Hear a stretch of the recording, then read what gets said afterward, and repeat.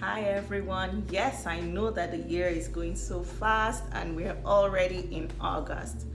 And let's go back to the plans we made at the beginning of the year, right? We had so many amazing things we had set out to do.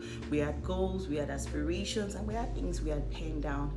And it's okay if you haven't achieved all the things you put on your plan. And it's okay if you have not even achieved anything you put on your plan.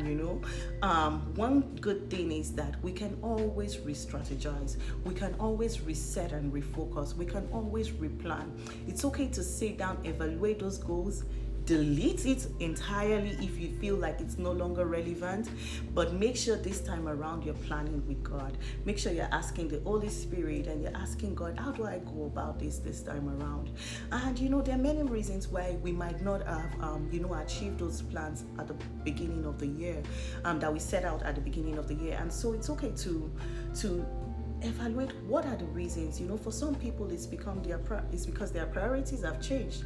For other people it's because they thought they would have a lot of time to do the things they put on their plan, and things just got busy through the year and they found out that they did not have as much time as they thought they would have to carry out those goals. Another reason is that sometimes we see something on somebody else's plan and we just feel like it's a good idea, and then we put it on our plan and realize that, oops, that's not for me, and so it's okay to cross that out.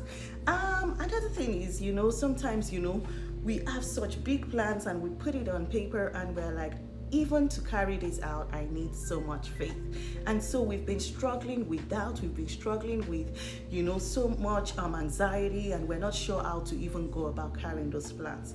But let me tell you something, it's okay to start over. And as you start over this time, make sure you're starting with God. Make sure you're asking God, like I said earlier. And secondly, you have to be intentional. You have to, put in the work, be disciplined enough, be diligent enough to follow through this time. Make sure every day you are taking a step closer to your goals. Make sure every day you're doing something, to get you closer to the mark, to achieve those plans that you've put down.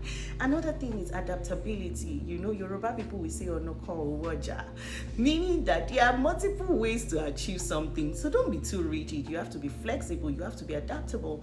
You have to think of other ways to achieve things. Sometimes there are quicker, faster, and better ways to achieve things. But if you don't know, you don't know. So you have to inquire. You have to get knowledge. You have to be resourceful and make sure that you're looking out. There's so much resource out there that we can use, and that brings me to the point on continuous improvement.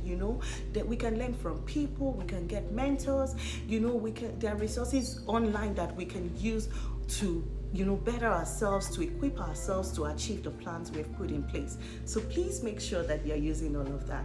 And finally, you have to fight for what you want. You have to push yourself. You have to be diligent enough. You have to just continue to strive towards what you want to achieve. And I promise you that this time, if you do it with God on your side, you're going to achieve all of those plans.